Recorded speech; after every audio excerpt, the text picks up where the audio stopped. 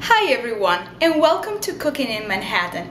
This is Serena and today I want to show you how to make a deliciously creamy dessert that comes from northern Italy and it's called panna cotta. So let's go ahead and demystify it.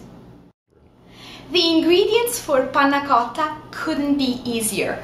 You need 1 pint of heavy whipping cream, 2 tablespoons of granulated sugar, and then I am going to flavor my panna cotta with a little bit of mint, a vanilla bean, and finally Meyer lemon. That is a cross between a tangerine and a lemon. And to bind everything together, we are going to use some gelatin. It is often used in pastry making in Europe and it's definitely very helpful. You can find it in your grocery store. It's actually very easy to find. And then the decoration is going to be strawberries. So let's get cooking. I have prepared the aromatics for my panna cotta. I separated the leaves from the stems of mint and I also peeled the zest of the Meyer lemon. But don't toss it because these lemons are very difficult to find. So you really want to treasure whatever you can get. So I'm going to put all this in my pot. And finally, the last step is the vanilla bean. What you need to do to unleash all the wonderful flavor of vanilla is cut a little bit of slit the center of the vanilla pod, like this, and then lightly scrape it so that all the dark gooiness that is so flavorful and smells so good is going to go into your panna cotta. And then we're ready for the other ingredients. And now we are ready to put the sugar and pour the heavy whipping cream in our pot.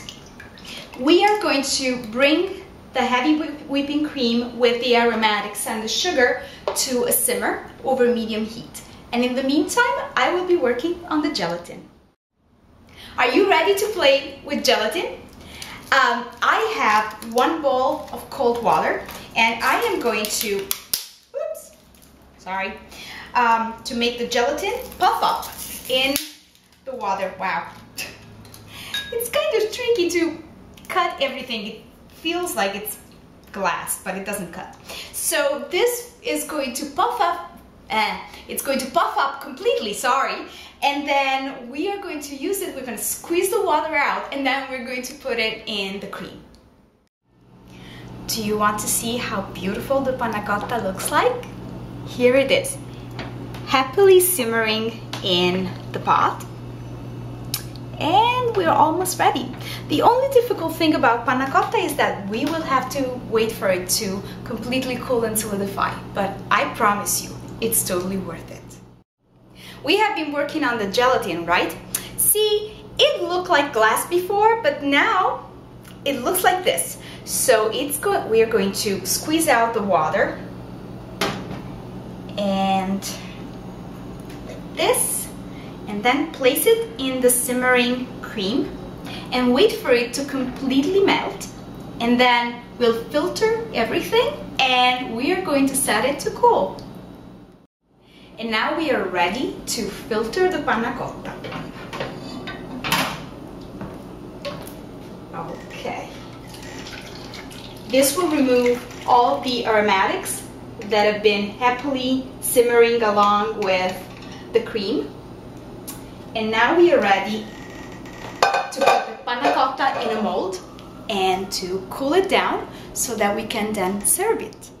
I started filling my ramekins and then I will put my panna cotta in the fridge for a couple of hours to completely solidify.